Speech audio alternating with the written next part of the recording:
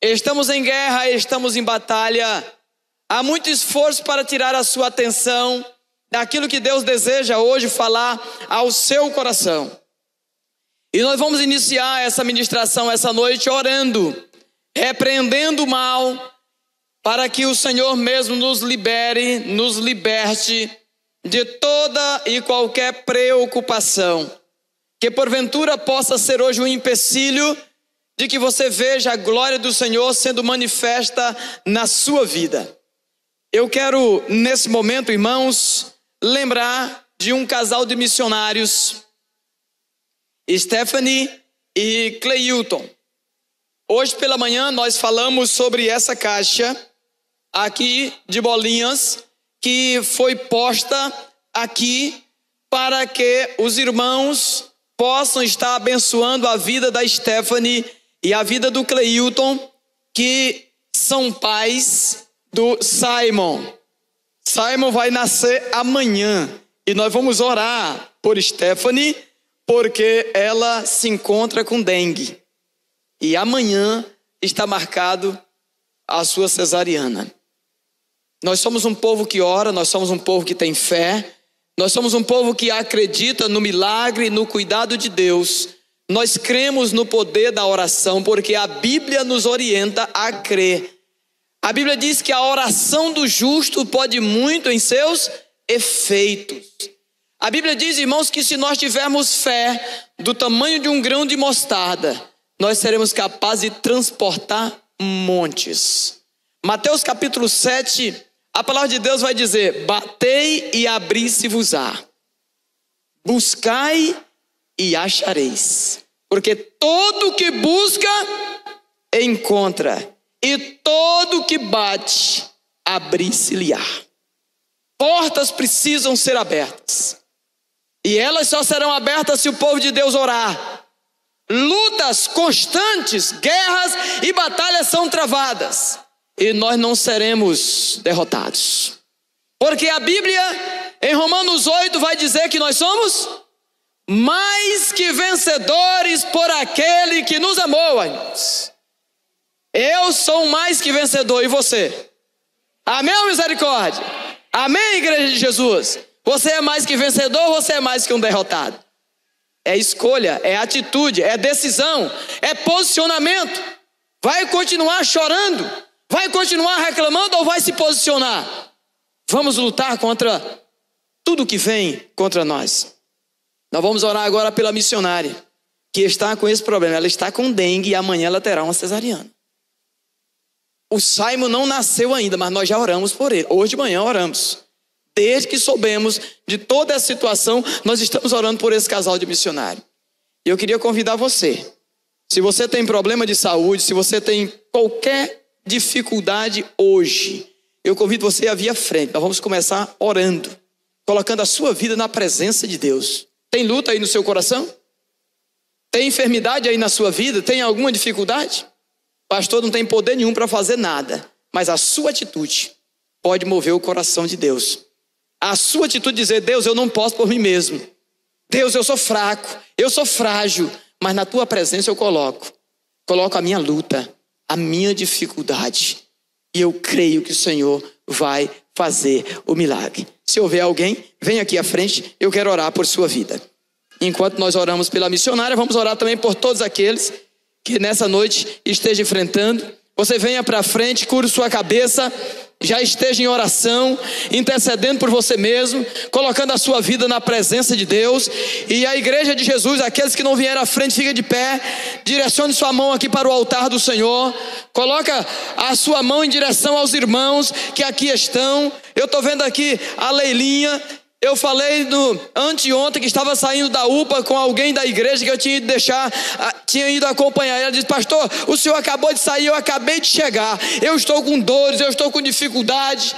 E eu disse: eita, vamos orar para que Deus possa fazer a obra. E ela está aqui, ela já está aqui louvando e bendizendo o nome do Senhor. Nós temos que orar mais, nós temos, irmãos, que nos posicionar, nós temos que lutar. Há uma força, irmãos, tremenda do inferno querendo destruir a igreja de Deus, querendo destruir a família, querendo abalar nossas vidas, mas em Cristo nós somos mais que vencedores. Paizinho querido, nós te louvamos, te bendizemos, Pai, porque nessa noite estamos em tua presença, estamos diante do altar do Senhor, como igreja de Jesus em tua presença, no teu altar, Paizinho querido, para dizer: Pai, venha a nós o teu reino, Senhor. Seja feita a tua vontade, assim na terra como no céu. Aquilo que é ligado na terra também será ligado no céu. E nós aqui estamos como igreja do Senhor, diante da tua presença, com os nossos irmãos que lutam, ó Pai amado, por acertarem, alinharem suas vidas em tua presença. São enfermidades, são lutas, são dores, são desafios, são sonhos a serem alcançados, desemprego, falta de recurso. Ó Deus amado, nós repreendemos em nome de Jesus toda e qualquer hoste do inferno sobre essa igreja. Repreendemos, ó Deus, todo mal sobre as vidas que aqui se encontram prostradas em tua presença, Pai. Queremos oferecer ao Senhor nessa noite um culto em espírito e em verdade, um culto que passe desse telhado, chegando ao céu de glória, um culto, Senhor amado, que venha subir como cheiro suave às suas narinas, Pai. Ó Deus amado, cuida da Stephanie, cuida do Cleilton, cuida, Senhor, do Simon, que ele venha sadio. Ó Pai amado, repreendemos toda sorte de enfermidade, toda sorte de complicações sobre esse parto. Queremos, Deus, que amanhã o Senhor esteja com seus anjos acampados em volta da irmã Stephanie, Pai amado, para que ela tenha um parto feliz e para que ela venha glorificar o seu nome a cada dia. Ó Pai amado, cada irmão que veio aqui à frente hoje orar, colocando sua vida, sua luta, sua dificuldade diante do Senhor, queremos, Deus, que o Senhor receba a oração que eles fazem, ó Deus amado, aqui nesse lugar. Atenda a cada um segundo o teu propósito santo. Complete, ó Deus, na vida de cada um deles, ó Deus amado, a tua vontade, que é boa, que é perfeita e que é agradável. Sara a nossa igreja, Senhor, cura-nos da enfermidade física e da enfermidade espiritual, de maneira, ó Deus, que nós continuemos a ser uma agência do teu reino nesse lugar. Pai amado, nós os apresentamos diante do teu altar, em nome de Jesus, e o povo de Deus diz: amém, amém, louvado seja o nome do Senhor. Podeis assentar, homens e mulheres de Deus.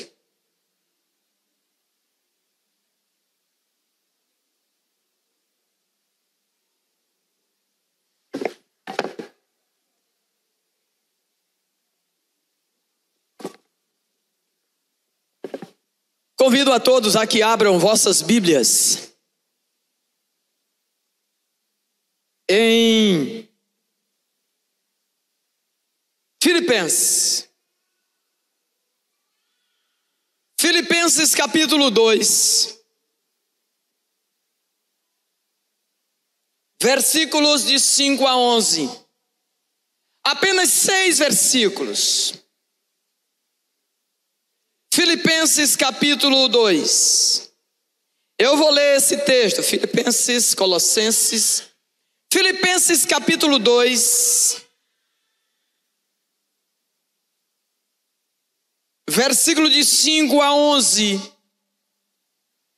Farei a leitura da palavra de Deus, e que os irmãos estejam atentos, acompanhando tal leitura. Filipenses, capítulo 2, de 5 em diante, diz-nos assim a palavra do Senhor. Não é o pastor quem fala, é o Senhor quem fala, por meio de sua palavra. Ele diz assim: que haja em vocês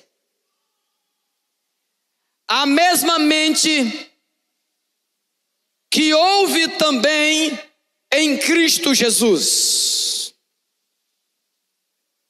que sendo em forma de Deus, não teve por usurpação ser igual a Deus, mas fez-se reputação, tomando sobre si a forma de um servo, fazendo-se semelhante aos homens, e achado na forma de homem, humilhou-se a si mesmo, sendo obediente até a morte de cruz. Pelo que também Deus o exaltou altamente e lhe deu um nome que está acima de todo nome, para que ao nome de Jesus se dobre todo o joelho das coisas nos céus e nas coisas da terra e nas coisas debaixo da terra, e para que toda língua confesse que Jesus Cristo é o Senhor, para a glória de Deus Pai. Amém? Louvado seja o nome do Senhor.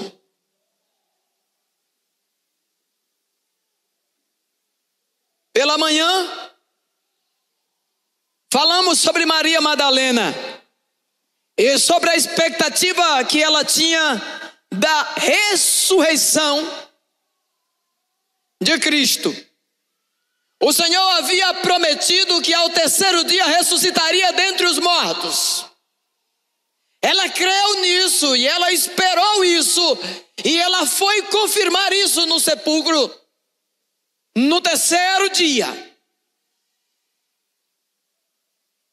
Falamos ainda pela manhã de que ela foi a primeira a ouvir o Senhor lhe chamar pelo nome. Ela não reconhecia Jesus mesmo estando na presença de Jesus.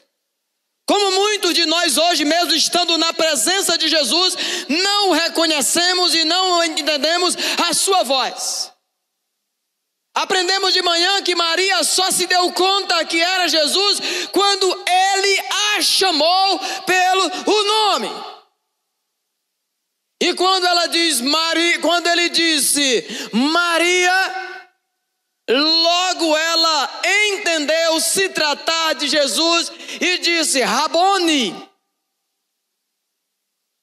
que em grego significa mestre. Aplicamos nessa manhã que o reconhecimento do poder de Deus e da pessoa de Deus sobre a nossa vida envolve, amado do Senhor, termos uma identidade ou uma identificação com Ele. Relacionamento. E eu queria hoje à noite iniciar a pregação fazendo um pedido a você que nos visita, a você, nossos irmãos em Cristo Jesus. Talvez você possa estar pensando hoje, olha, essa pergunta, esse pedido do pastor não é para mim. Esse pedido do pastor é para alguém que não veio hoje na igreja. Esse pedido do pastor talvez seja para alguém. Não, é para você. Esse pedido já foi para mim, eu já o fiz para mim, porque antes de pregar eu preciso entender o que eu estou falando. E o chamamento, o pedido de Deus a nós hoje é: deixe o seu ego de lado. Deixe o seu ego de lado. Como fazer uma pergunta como essa em um contexto de igreja, em um contexto de homens e de mulheres santos, lavados, remidos pelo sangue do Cordeiro de Deus que tira o pecado do mundo? Há um teórico chamado Piaget, que ele diz que é da minha natureza, é da sua natureza ser alguém egoísta. Ele vai chamar, a sua teoria é chamada de egocentrismo infantil. Como podemos identificar isso, pastor? É simples. Solta duas crianças. Solta duas crianças lá com brinquedos. E logo você vai saber identificar. A criança está com brinquedo suficiente para brincar. Mas se a outra criança tomar posse de um brinquedo que não é o que ele está na mão, o que ele faz? Pega o do outro, eu escutei assim. Pega ou não pega? Não importa a família, não importa o nível social, não importa de onde a criança veio. Piaget vai dizer que é da natureza dele não querer estar por baixo. Ele não só pega o brinquedo, mas logo ele diz: o brinquedo é meu. É meu. O pai vai explicar: meu filho, olha aqui o seu brinquedo, é meu. Meu filho, reparta com o outro, o seu brinquedinho, o seu coleguinha que veio lhe visitar, é meu. Então isso é alimentar o ego. E aí alguém pode perguntar: por que o pastor hoje está falando sobre isso? Não sou eu, irmãos, Paulo já dizia que os crentes da igreja de Corinto, ou é Colossos, não lembro agora, não tinham ainda superado esse nível de egocentrismo. Suspeito dizer e afirmar que ainda hoje em nosso meio, aqui em nossa comunidade de fé, possa ainda haver em nossos corações e mente resquícios desse egocentrismo, desse alimentar do ego. Por esta razão, justifico o tema da minha mensagem hoje, dizendo e apelando a mim e consequentemente a você: abandone o ego na sua vida. Coloque os outros acima de si mesmo. Não queira estar acima de ninguém. Não queira pisar em ninguém. Não queira humilhar ninguém. Antes, humilhe-se diante das pessoas. Há um texto que diz que nós devemos dar primazia ao outro e não a nós. Você já imaginou por que a Bíblia orienta assim? Já imaginou se todo mundo seguisse a Bíblia? Não teria problema, irmão. Se todo mundo está querendo fazer o bem do outro, em fazendo, consequentemente estaria fazendo o seu próprio bem, porque o outro, de igual modo, estaria também querendo fazer o bem. Se a gente olhar para o exemplo de Jesus, ou para a vida de Jesus, encontramos em algum momento ele dizendo algo sobre si mesmo. Quem ele colocava? Eu estou aqui por causa do Pai. Você está aqui por causa de quê? Ele dizia: a minha comida é fazer a vontade do Pai. Eu estou aqui porque o Pai me mandou. Ele tinha uma relação, e o que ele fazia estava embasado, estava alicerçado em alguém maior do que ele. Ele se colocou em todo o tempo como servos. E nós somos, irmãos, chamados a servir aonde quer que nós estejamos. Aonde quer que eu e você estejamos, nós somos compungidos pela palavra a sermos servos. a servirmos as pessoas, não importa quem elas sejam. Melhor seria se não soubéssemos quem elas são e mesmo assim as servíssemos.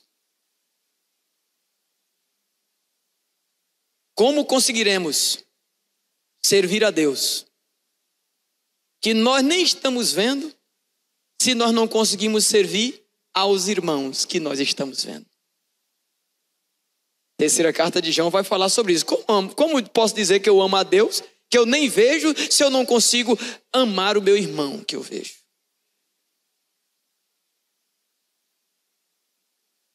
Nós somos chamados a servir, onde quer que nós estejamos. Nossa missão, irmãos, deve ter um bom propósito. A minha missão como pastor, a minha missão como cristão, a minha missão como crente, ela deve ter o bom propósito. Essa é a régua. Essa é a nossa medida. E nós precisamos entender que nós não conseguiremos alcançar glória, força, poder por nós mesmos. Ninguém pode aumentar um côvado na sua vida. Ninguém pode aumentar um dia de vida na sua existência, se não for pelo Senhor. Tudo que eu e você temos, tudo que eu e você somos, é pelo Senhor. A glória é dele, a glória é para ele. É ele quem faz em nós, é ele que opera em nós, é ele quem realiza em nós e por meio de nós. Nós não podemos fazer nada de nós mesmos. É fácil identificar isso em João 15, quando ele diz: eu sou a videira verdadeira, vocês são os ramos. O ramo que não estiver ligado a mim não dá fruto, é estéril. Não podemos nos acomodar com a esterilidade espiritual. Não podemos ser estéreis espirituais. Precisamos buscar estar ligados, irmãos, a Ele. O próprio Paulo, ele lutou, irmãos, com o seu próprio ego. Há quem diga que o tal espinho na carne, que ele por 3 vezes orou ao Senhor para que dele fosse retirado, fosse esse tipo de sentimento pelo qual ele lutava e queria se desvencilhar, a ponto de ele expressar: o bem que eu quero fazer, eu não faço, porém o mal eu acabo fazendo. Aí eu pergunto, isso é problema só de Paulo, irmãos? Isso é problema só dos personagens bíblicos? Ou isso tem também nos alcançado, isso tem nos atravessado, isso tem chegado até nós, isso tem causado dano a nós? E enquanto o dano fica alojado, focado apenas em nós, não há muito dano, irmãos. A questão é que não fica só em nós. Tudo que em nós é operado, positivo ou negativamente, resvala no reino, resvala na igreja de Jesus, igreja pela qual o Senhor morreu, derramou o seu sangue, para que ela fosse transformada, para que ela fosse mudada e para que ela fosse resgatada.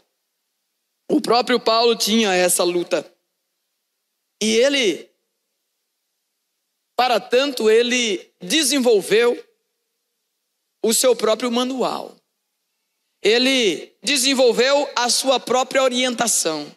E ele não ficou com ela para si só ou para si mesmo, mas ele compartilhou isso com a igreja de Jesus, em especial a igreja na cidade de Filipe, através do texto que hoje eu li e compartilhei com vocês.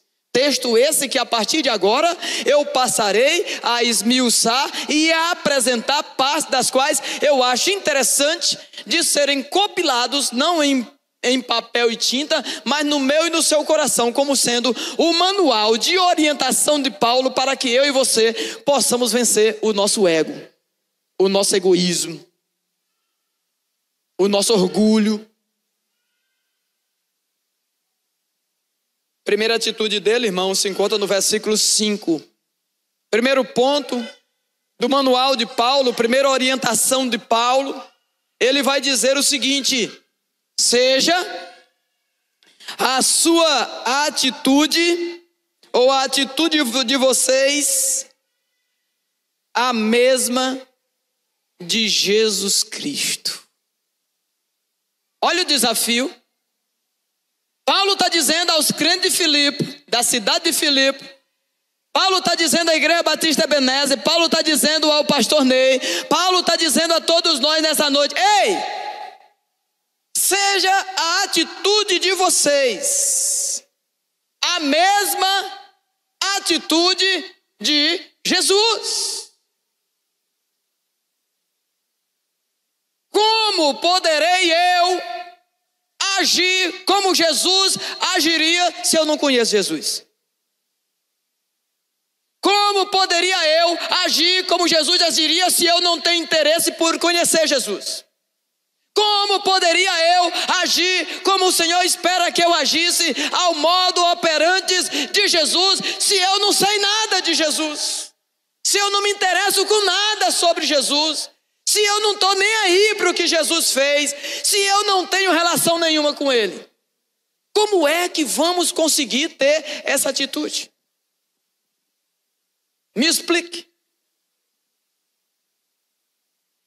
Eu não quero entender Jesus, eu não sei quem é Jesus, eu não leio sobre Jesus, eu não pesquiso sobre Jesus, eu não conheço Jesus. Como é que eu vou andar como Jesus andou? Como é que eu vou pensar como Jesus pensou? Como é que eu vou imitar quem eu não conheço? De duas uma: ou não conhecemos ou somos desobedientes. Aí fica por conta de cada um, não quero entrar na vida de ninguém. Ou nós não conhecemos Jesus e consequentemente não imitamos, ou então nós não estamos nem aí para o que Jesus pensa, para o que a palavra de Deus diz. Seja a atitude de vocês a mesma de Jesus Cristo. Jesus Cristo, no seu lugar como pai dos seus filhos, agiria com seus filhos como você tem agido? Jesus Cristo, no seu lugar como esposa do seu marido, agiria com seu marido como você age com o seu marido? E aí eu deixo a sequência por conta. Você pode aplicar isso que eu estou dizendo em qualquer área da sua vida, com relação ao seu patrão, com relação ao seu colega de trabalho, com relação ao seu professor, com relação ao seu aluno, com relação a todos que exercem qualquer natureza de relacionamento com você. A atitude nossa precisa ser repensada. Não é o pastor que está dizendo, é Paulo, inspirado, iluminado, orientado por Jesus, pelo Espírito Santo de Deus, está dizendo: ei, eu estou escrevendo aqui um manual porque eu estou lutando contra o meu ego. Eu não estou conseguindo resolver essas questões internas no meu coração. Então eu vou escrever para vocês porque fica melhor. E o primeiro ponto ele está dizendo: ei, que a atitude de vocês seja a atitude de Cristo. Se conseguir fazer, já deu o primeiro passo. Já está em uma direção interessante. Aí a gente precisa conhecer. O que Jesus fez para merecer que Paulo pedisse que a nossa atitude fosse a atitude de Jesus? Quem você é quando você sobe em uma gilete? Quem você é quando você sobe um degrau na sua vida? Quem você é quando você tem uma posição de destaque? Quem você é quando você conquista alguma coisa? Não é difícil de identificar isso. Tem um ditado que diz: subiu a cabeça. Já viram esse ditado? Pulando, tal, subiu a cabeça. Subiu numa gilete, já pensa que está no topo da montanha. Já quer pisar em todo mundo, já não considera mais ninguém, já é o sabe tudo, já resolve tudo, sabe como as coisas vão acontecer. Então Paulo vai dizer sobre a atitude de Jesus, ele vai destacar: embora, quem era Jesus? Quem é Jesus? O texto vai afirmar: embora sendo Deus, não considerou ser igual a Deus.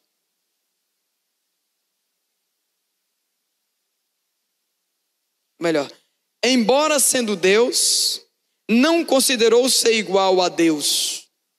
Era algo que pudesse se apegar. Desapego. Ele era Deus, mas não importou em ser Deus. Se submeteu a se tornar homem. Por causa de quem, pastor? Por causa de mim. Por causa de você. E hoje, você não arreda 1 milímetro para abençoar a vida do seu irmão. Você não arreda 1 milímetro para ser bênção na vida dos seus, nem dentro da tua casa.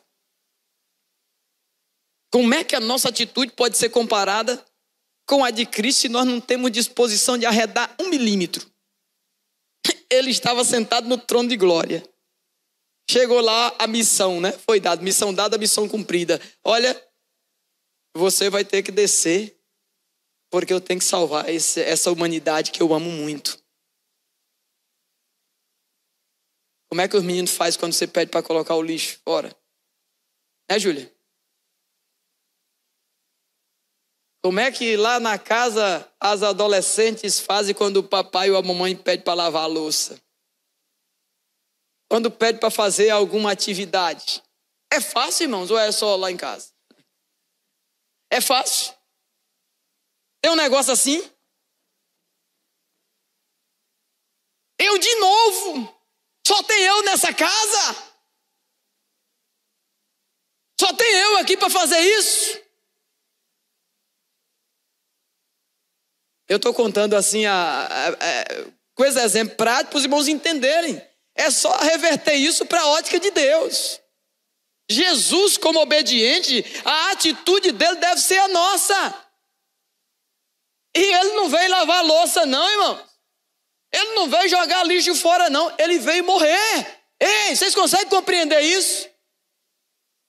Ele não usurpou ser Deus. Está sentado no trono, mas ele diz, ó, é para ir, eu vou. É para fazer? Eu vou fazer. Ele não se apegou ao fato de ser alguma coisa. Ele não se apegou ao fato de ser Deus. O que importava era cumprir o que estava sendo designado a que ele fizesse. Por quê? Porque ele sabia que em fazendo isso, geraria vida na minha e na sua vida. Eu e você estávamos fadados a morrer, como a ceia que daqui a pouco vamos ministrar, representa. Nós estávamos fadados a morrer, mas ele morreu em nosso lugar. Ele se dispôs, mesmo sendo Deus, em morrer em nosso lugar. Ele cedeu, ele recuou.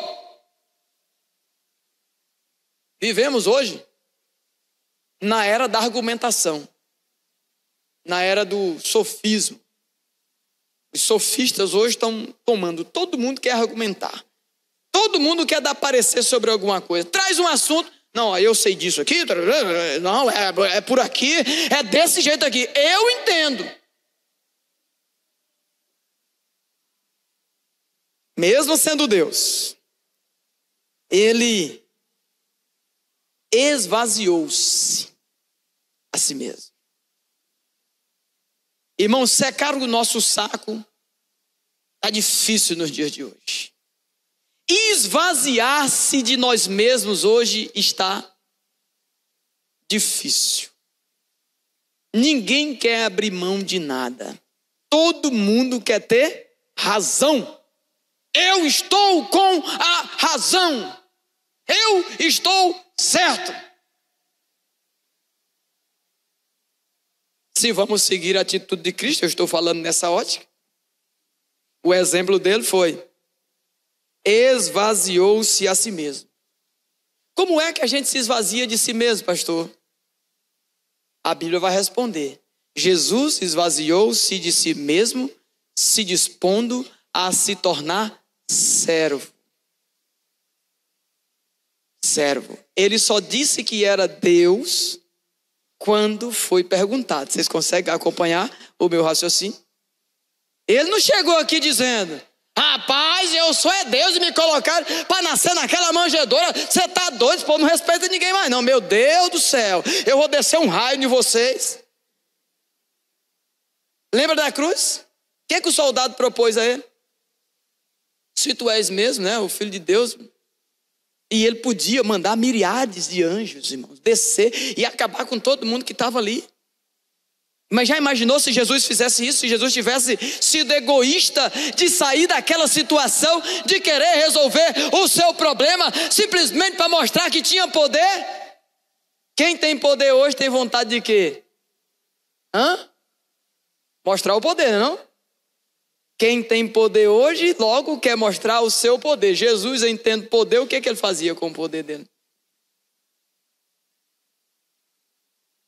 Não mostrou até a hora que deveria mostrar.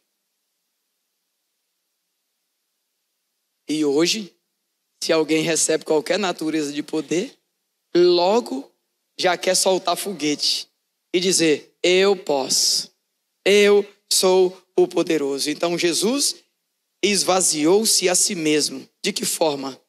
Vindo a ser servo. Servo de quem, pastor? Servo de todos. Servos de todos. De quem você está sendo servo? Está servindo a alguém? Pergunto: estaria você e eu servindo ao menos Cristo? Aquele que nós dizemos que nos salvou, que nos tirou das trevas, que nos trouxe para a maravilhosa luz que é Jesus? O meu papel aqui nessa noite é fazer com que você saia daqui pensando sobre isso. Sobre que tipo de crente, de que tipo de pessoa você é em Cristo Jesus. Se Ele nos salvou, se o Espírito Santo de Deus habita em nós, por que continuamos como estamos? Se o Espírito de Deus habita em nós, por que fazemos as escolhas que fazemos? Se o Espírito Santo de Deus habita em nós, por que nos comportamos como temos nos comportado? Por que o nosso coração é tão duro? Porque há dureza em nosso coração.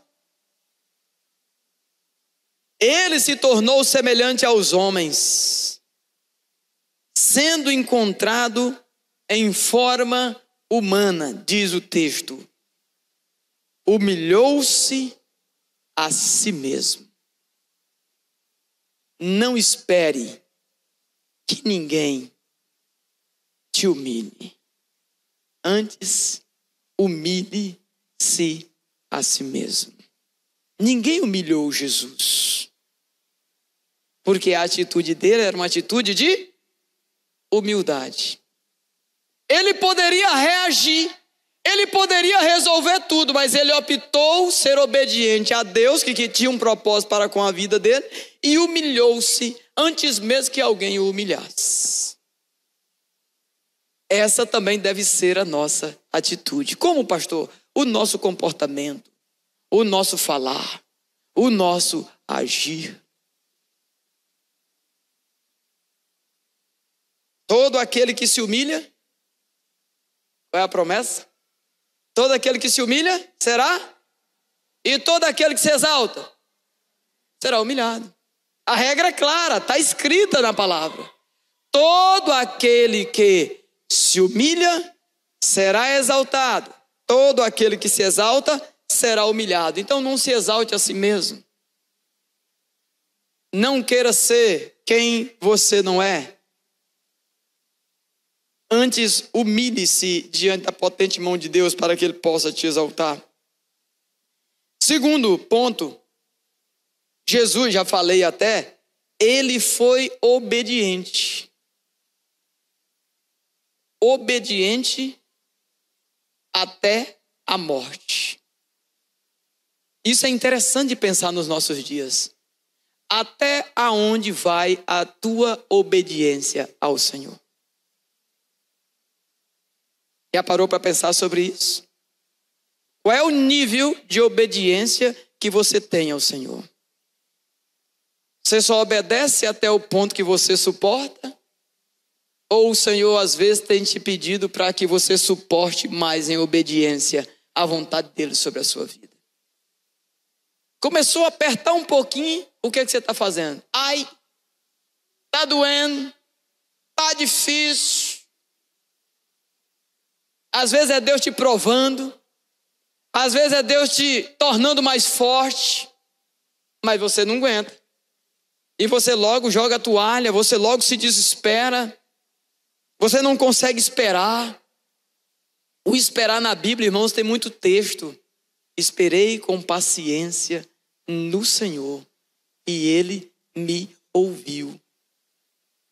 Os que esperam no Senhor renovarão suas forças, subirão com asas como águia, andarão e não se cansarão, correrão e não se fatigarão. Somos águias, vamos esperar no Senhor, a hora certa para o voo certeiro, a hora certa para alcançarmos os objetivos que Ele tem proposto para a nossa vida e para o nosso coração.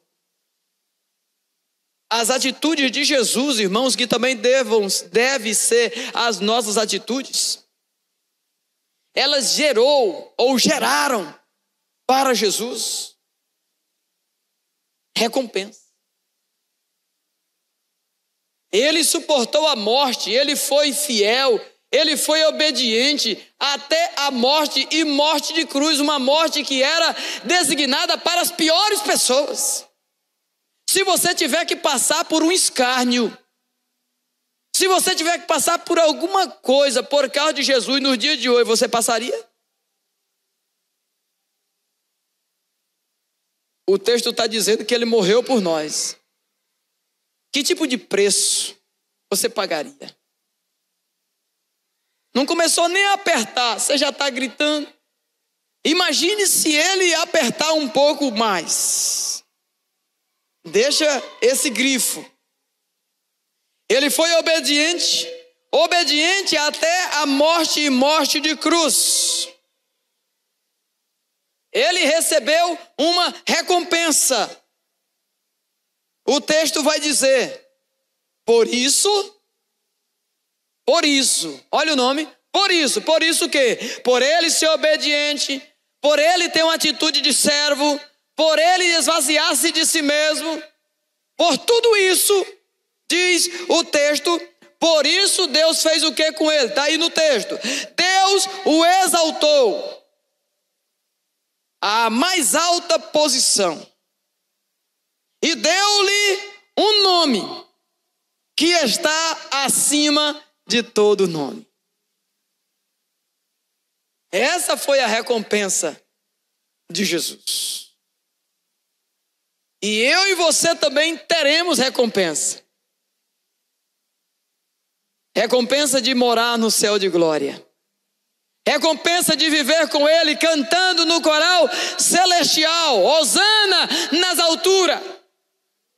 Passar uma eternidade com Ele, celebrando e bendizendo o nome dEle, com milhares e milhares de anjos. Privilégio de poucos, privilégios daqueles que terão vencido em vossas vidas o ego, o egoísmo e tudo aquilo que não agrada ao Senhor em nossa vida.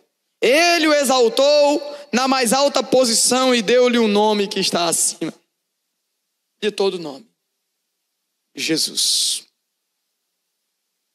Nome precioso. Nome doce.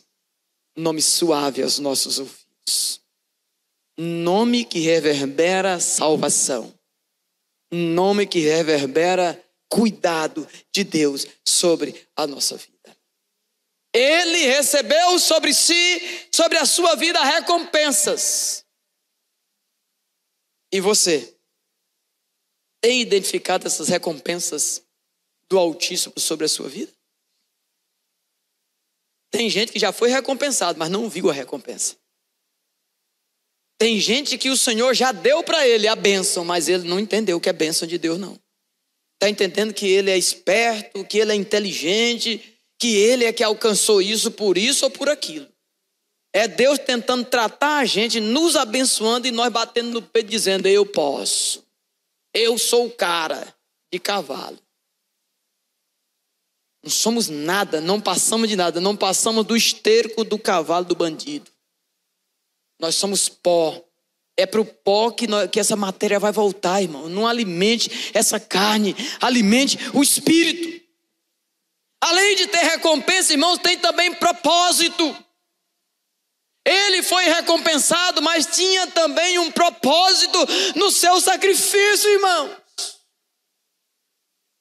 Deus fez tudo isso, ele passou por tudo isso, ele experimentou tudo isso, porque ele sabia que em passando por isso, haveria um propósito.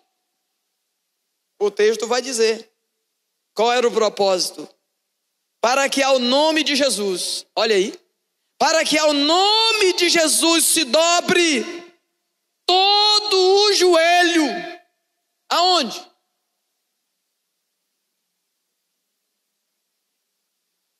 Dobre todo o joelho nos céus, na terra e debaixo da terra. Isso aqui dá manga, dá pano para um outro estudo, explicar esse negócio de debaixo da terra, na terra e no céu. A grosso modo eu dizia, aonde for, em todos os lugares. Irmãos, não duvide dessa promessa, desse propósito. Não duvide. Os campos estão brancos para a ceifa. Não deixe de falar do amor de Deus em todo lugar. Pregue a palavra em tempo, em fora de tempo, admoesta, exorta, com toda longanimidade ensino. Eu tenho visto isso, irmãos. Não negue Jesus. Não importa aonde você esteja, não negue Jesus. Fale de Jesus, porque tem uma promessa sobre isso. Tem um propósito. Jesus experimentou esse propósito e nós também devemos, para que ao nome de Jesus se dobre todo o joelho, aonde quer que seja necessário. Fale e as pessoas vão ouvir e elas serão transformadas. E diz mais, ele diz, para que o nome de Jesus se dobre todo o joelho nos céus, na terra e debaixo da terra. E tem mais. E toda, pega daí, e toda língua confesse que Jesus Cristo é o Senhor, para a glória do Pai. Toda língua vai confessar Jesus Cristo como Senhor, para a glória do Pai. Só que eu e você precisamos ter a atitude de Jesus para que isso seja alcançado. Esse na terra, no céu e debaixo do céu é também a sua casa. É também o seu ambiente de trabalho. É também a sua família. Não se acovarde. Hoje de manhã nós ouvimos que nós não recebemos espírito de covardia. Não sejamos, ou foi ontem à noite, não sejamos covardes. Deixa eu caminhar para o final. Paulo não jogou palavras fora. Muitos de nós, irmãos, temos gastado muito tempo, muita energia, construindo reputações para ganhar troféus, para ganhar destaque, para ganhar posição, sem propósito nenhum. Comece a fazer essa pergunta: por que eu estou fazendo o que eu estou fazendo? Por que eu estou estudando o curso que eu estou estudando? Por que eu estou me comportando do jeito que eu estou comportando? Procure o propósito. O que você tem feito é para glorificar o nome do Senhor? 1 Coríntios 10, 31. Quer comais, quer bebais, ou façais qualquer outra coisa, fazei tudo para a glória de Deus. Tudo para a glória de Deus. Que nada na sua vida e na minha vida escape da glorificação do nome do Senhor. Não é por você, não é por mim, é pelo Senhor. É para o Senhor. Esvazie de você mesmo. Abra mão do seu ego. Importa que ele cresça e eu diminua. A ceia do Senhor serve para nós lembrarmos disso. Deus não poupou seu próprio filho, antes o entregou por nós, para que ao nome dele se dobre todo joelho no céu, na terra, debaixo da terra, e toda língua confesse de Jesus para a glória de Deus. Amém?